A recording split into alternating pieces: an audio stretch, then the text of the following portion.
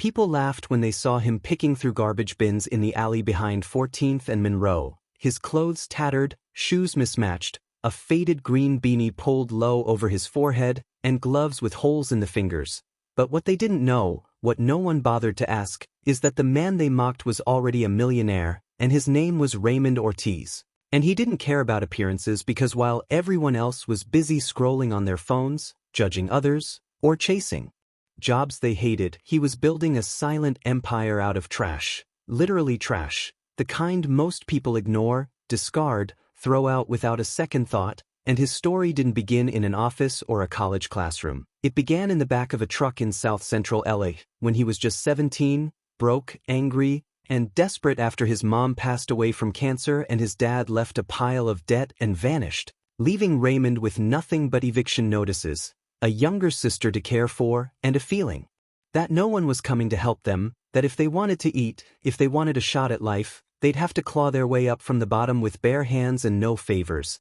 And so he did what no one else would. He followed the trucks, the loud, smelly garbage trucks that roared through alleys at 6 a.m., and started asking questions, started watching, learning, discovering that not all trash was equal, that what some people threw away, copper wires, aluminum cans, e-waste, even old phones and laptops, was worth real money, more money than a minimum wage job would ever give him. And so he got clever, started collecting recyclables, learning the price per pound, where to sell, who would pay more, and soon he had a daily route, a map in his head of the most valuable streets, the most careless rich neighborhoods, the buildings with tech offices that tossed outdated hardware like yesterday's newspaper, and he dragged a stolen shopping cart across town every day like a silent pirate,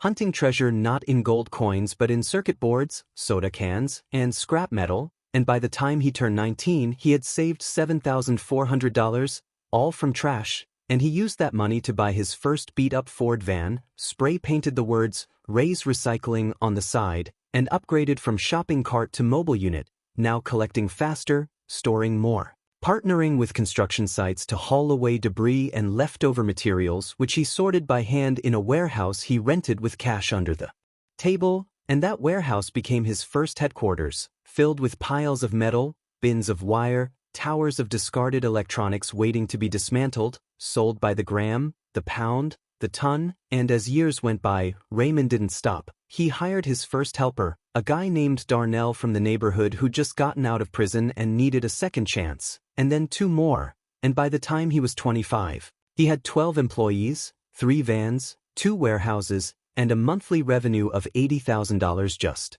from resale and bulk metal sales, and no one could believe it. Not his high school teachers who said he'd end up dead or in jail, not the kids who used to laugh at him, not even his sister Maria, who cried when he paid her tuition in full and handed her the keys to her own apartment. But Raymond wasn't finished, because along the way he had discovered something bigger, something that would change everything: data destruction, the hidden goldmine inside corporate e-waste, and he learned that companies were terrified of their old computers being dumped improperly, leaking sensitive files, employee records, or financial data, and that there were regulations, strict ones, that required certified data destruction for certain industries, and most recycling centers weren't certified or trustworthy. So Raymond studied the laws, took online courses, got certified by the NAID, National Association for Information Destruction, and launched a new arm of his business, Raytech Disposal Services, offering secure pickup,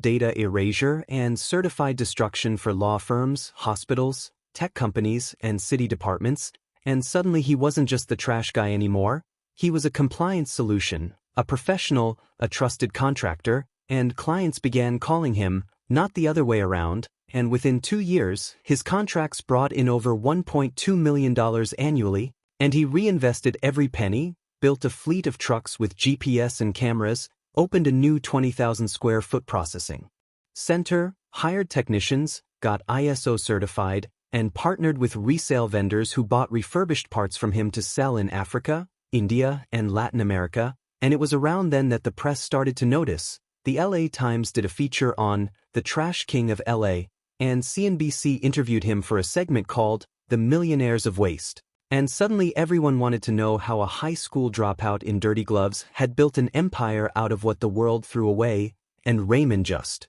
smiled, shrugged, and said the truth. I looked where nobody else wanted to look.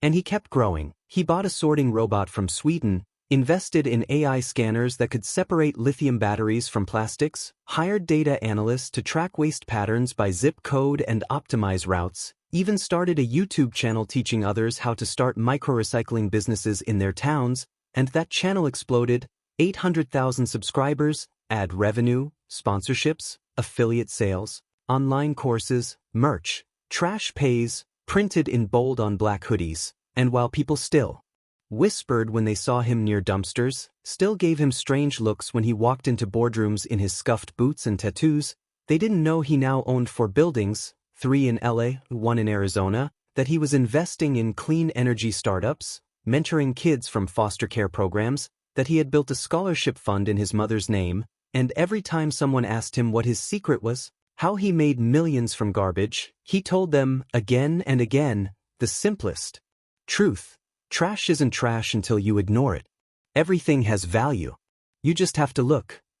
And perhaps that's what made Raymond different, what made his story matter. Not the millions in the bank, not the warehouses, not the shiny features on Forbes or Bloomberg, but the fact that he never forgot the alley behind 14th and Monroe, never forgot what it felt like to be hungry and hopeless and invisible, and so every Sunday morning he still went back, alone, in his original van, gloves on, headphones in, searching the streets like he used to, not because he needed to, but because it reminded him. The world is full of things people throw away too quickly, objects, dreams, even people, and sometimes the greatest riches are hiding right there, under a layer of dust, waiting for someone brave enough to pick them up, wipe them off, and believe in their value again.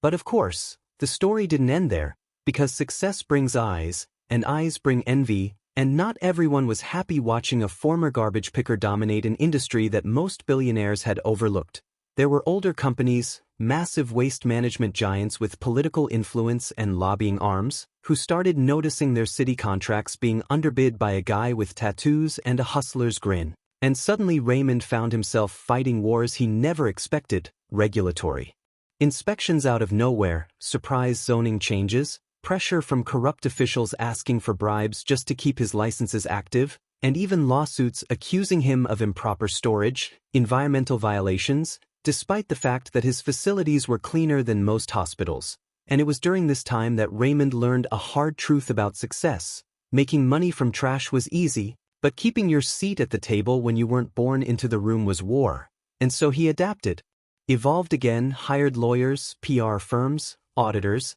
and brought in a retired city commissioner as an advisor to guide him through the swamp of red tape, and slowly, carefully, he expanded beyond LA, opened his first East Coast facility in Newark, New Jersey, then another in Houston, Texas, then Detroit, and every city had its own culture, its own trash, its own stories. He saw things others didn't, like how abandoned factories were gold mines for scrap steel and dormant copper, how college towns threw away thousands of dollars in electronics every summer, how after certain music festivals, entire truckloads of recyclables could be picked clean, sorted, and sold, and by 34, Raymond Ortiz wasn't just a millionaire, he was a quiet tycoon with over 180 employees, contracts in 17 cities, and a valuation nearing $40 million,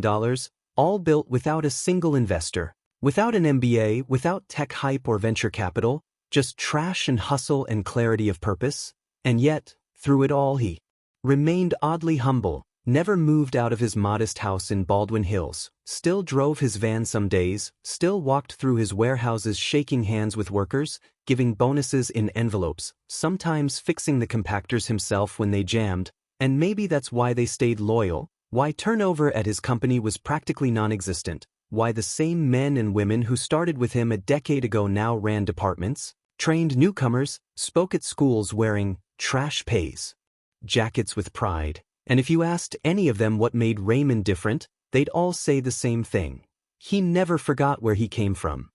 And that mattered, especially when the next challenge hit, when China banned certain U.S. waste imports in 2021, disrupting global recycling flows and crashing the prices of cardboard, plastics, and metals overnight. But while other companies panicked or shut down, Raymond saw opportunity again, pivoted quickly, invested in domestic processing capabilities, built local smelting and shredding systems, even partnered with university chemists to create eco-friendly solvent systems that could extract rare earth metals from e-waste cheaper and safer than before, and once again, while others were dying, he grew quietly, steadily, relentlessly, and when his competitors finally caught up, Raymond was already 2 years ahead, patenting his systems, licensing them out to cities and municipalities, making millions not just from trash, but from the knowledge of how to transform it, and at that point the media came back stronger. The Guardian called him the invisible billionaire. Time featured him